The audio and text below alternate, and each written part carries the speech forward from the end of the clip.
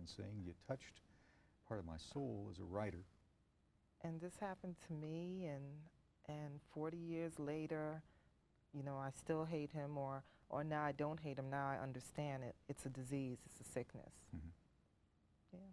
What do you understand about the disease of alcoholism? I think that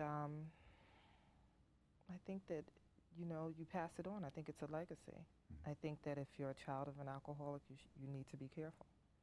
You need to watch how much alcohol you take in, Mm-hmm.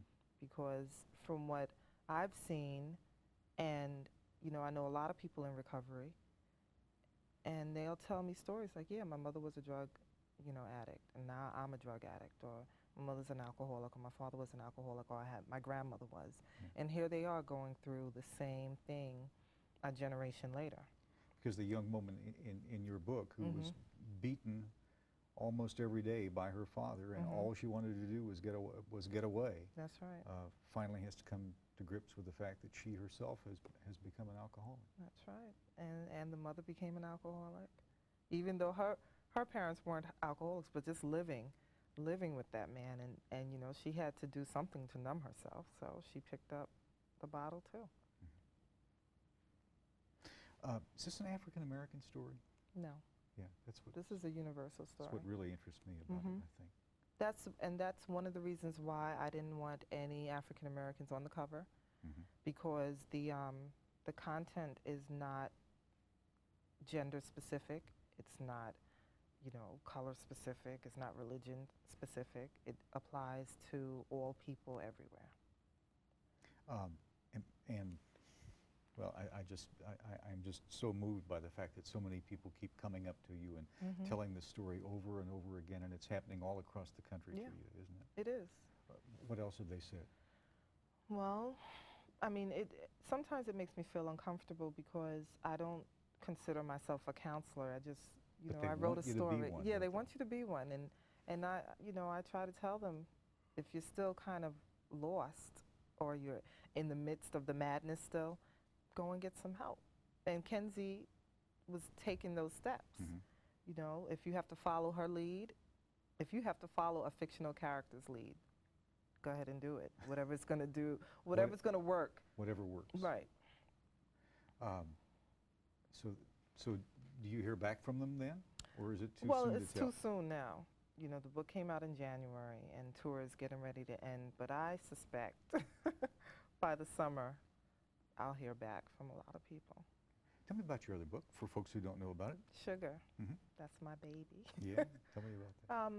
Sugar, it's about a prostitute named Sugar who lives in Arkansas, and she meets Pearl, who is a Bible-carrying Baptist, an older woman, and they are two women from opposite ends of the spectrum. And they come together and they become great friends, because Sugar reminds Pearl of her long dead daughter. Mm-hmm. And then, you know, without giving everything away, but you know, a lot of things are unearthed. And I always thought, though, the main thing about the story was, number one, not to judge a book by its cover, Mm-hmm. because it's based in a tiny town, so a lot of the women just saw her when she walked in and didn't want to have anything to do with her. Right. But Pearl didn't go that route. She was, out of all the Christian women, she was the true Christian woman. She was the true Christian who could accept someone into her heart. That's right. And how much of it's about being Southern? Well, it's based in the South, but I don't think, you know, it's about that. I could have told the story in any part of the United States. Mm-hmm. But I think because of growing up and listening to so many stories, my grandmother and my mother were raised in the South.